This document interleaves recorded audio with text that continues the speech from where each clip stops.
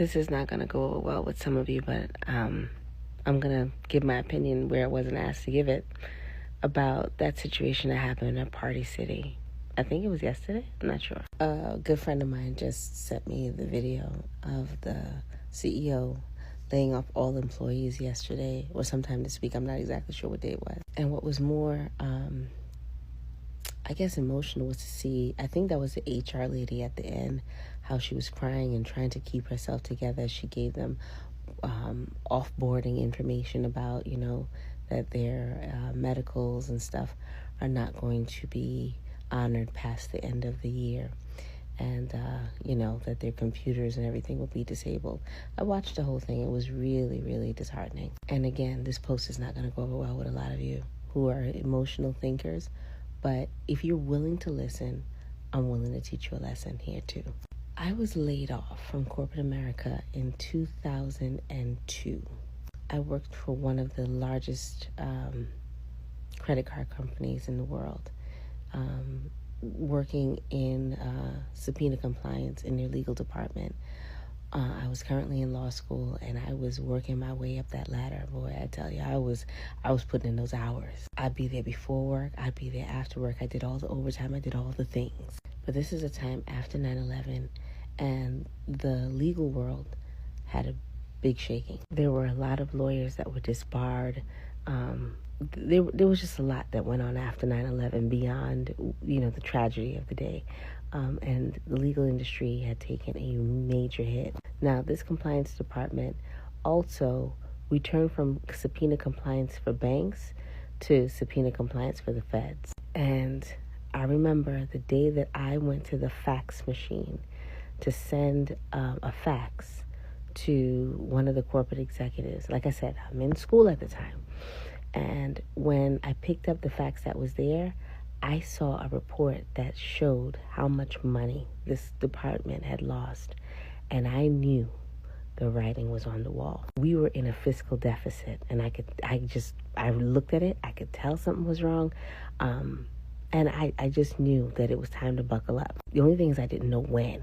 Now, I was really cool with my supervisor, but I didn't want to tell her what I saw. But then when I started seeing the big wigs from Manhattan coming into this particular office, I knew something was going on. And maybe 3 or 4 months later, they brought us in this room. I wrote about it in a blog somewhere. They brought us in this room. They gave us Krispy Kreme and good coffee that day. And they let us go that day. Very similar to Party City. It was at the end of the year. So when I say I was let go in 2002, it was December of 2002. And I remember looking at some of my coworkers who I hadn't had the opportunity, I didn't work with them long, as they were growling and begging to do anything to stay at work. One lady was like, listen, I'll come in, I'll be the janitor, I'll clean the bathrooms, I'll clean the toilets.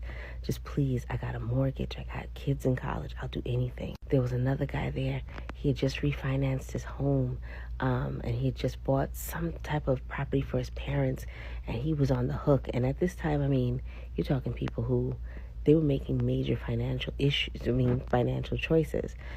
Off of this job. We were making decent money at the time, but I had been working many, many hours. This is probably my highest paying job to date, and it's actually the last job I ever had. And as I'm watching grown people gravel, now mind you, I'm in school, so I'm in my 20s.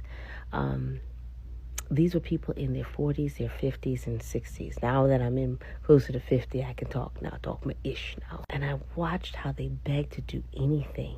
One lady did end up going and doing janitorial work for another company that was in the building just so she didn't have to leave. Because the thought of having, at a certain age, to start all over again was too daunting of a task. And besides, she had certain learning disabilities. She was afraid to put out resumes and start all over. I was one of the few that I'm thankful that I saw that fax, because I started making a plan B long before.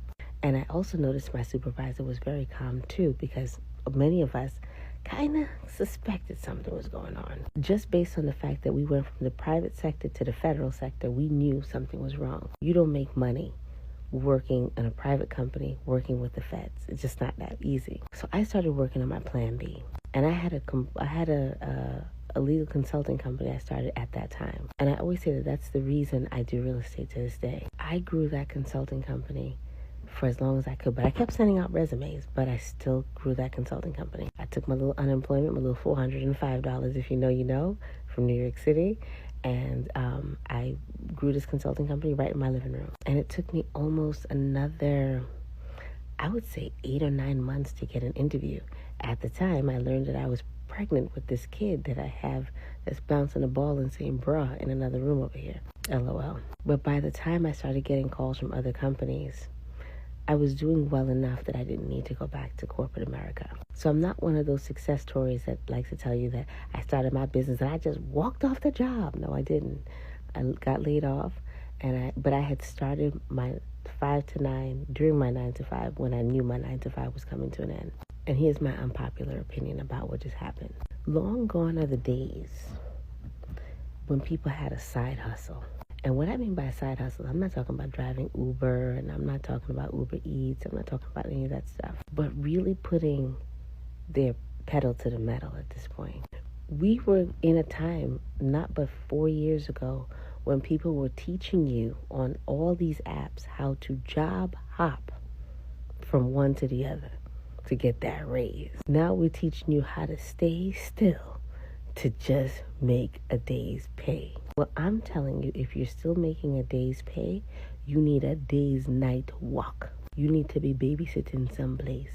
You need to be cleaning somebody's house someplace. If you know how to do ponytail in people's hair, you need to be doing a ponytail someplace. You need to be a pseudo event coordinator someplace. You need to be a dog walker someplace. You need to be a car detailer someplace. You need to be crocheting blankets and selling them on Etsy someplace. You need to be ordering some stuff from Alibaba and be selling it online someplace. You see, we've gotten complacent. You think that we are the days of our grandparents where one job does everything for us, and it doesn't. Even for some of you entrepreneurs, one business doesn't cut it. I'm not saying go into multiple industries. You need to be doing something after work, because to lay off people 5, 7, 8 days before Christmas, whatever the amount of days was, and people can't even think, what are they going to do to make it through the new year for the next, 11 days, at a time when it's going to be the most difficult to find a job. That night hobby that you have, you're going to have to turn it into your full-time job until the next job comes. It's a difficult job market, and I'm going to say this part of the unpopular opinion. It's because at one point you fell for the okie doke of job hopping. And because many people wanted to work from home, the cost of real estate went too far above what these corporations could and could not afford, because hedge funds owned a lot of these buildings, and places like Party City can't afford to pay $10,000 a month, if not even 10,000 people walking in the store. And we also have to thank Amazon, because I remember last time I put on clothes to go look for cake plates and thing. If I find it on Amazon, I click it and it's coming here in the day. So if you know the market is soft, before you go into crowded spaces, get creative. I told a good friend of mine recently who speaks French, you need to start tutoring French after work. No, Carol, I ain't got no time for that. Now, parlez-vous français? C'est parlez-vous? You need to be tutoring, because if your job lay you off, you're going to be speaking English and French too. Now, this is not true of every industry, so don't come for me thugs.